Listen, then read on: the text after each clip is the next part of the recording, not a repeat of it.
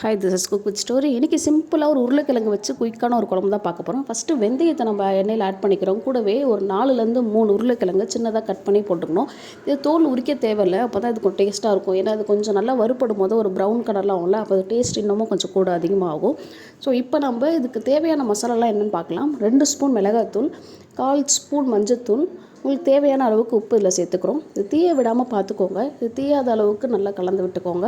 இதுக்கு அதிகமான மசாலாலாம் எதுவும் தேவைப்படாது, இது 3 மட்டும்தான். இப்போ இது கூடவே 2 வெங்காயம், 3 தக்காளி, 1 பல் பூண்டு, ஒரு தேங்காய் பத்தை சேர்த்துருக்கேன். இதை நல்லா மையாக அரைச்சிக்கோங்க. நல்லா அரைச்சதுக்கப்புறம் அந்த பேஸ்ட்டையும் இது கூட சேர்த்து ஆட் பண்ணிக்கிறேன். இது தீய விடாமல் பார்த்து பொறுமையாக கலந்து விட்டுக்கோங்க. ஏன்னா இது கூட இப்போ நம்ம தண்ணி சேர்த்துக்க போகிறோம். இப்போ நல்லா கலந்துருச்சு. நம்ம தேவையான அளவுக்கு தண்ணி ஊற்றிக்கலாம். நான் இப்போ ஒரு கப் அளவு தண்ணி எடுத்து இதோட சேர்த்துக்கிறேன்.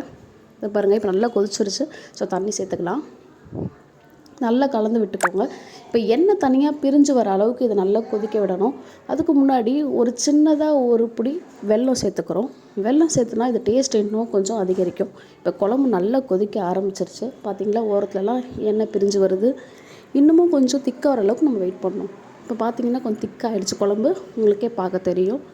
ஸோ இப்போ குழம்பு சூப்பராகவே ரெடி ஆகிடுச்சு. கிழங்கும் நல்லாவே வெந்துருச்சு. இப்போ நம்ம இதை இன்னொரு பாத்திரத்துக்கு மாற்றிக்கலாம்.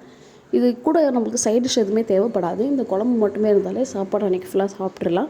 ரொம்பவே டேஸ்ட்டாக இருக்கும். பாருங்கள், நான் இன்னொரு பாத்திரத்தில் மாற்றிட்டேன். இந்த வீடியோ உங்களுக்கு பிடிச்சிருந்தா லைக் பண்ணுங்கள், ஷேர் பண்ணுங்கள், சப்ஸ்கிரைப் பண்ணுங்கள். தேங்க்யூ.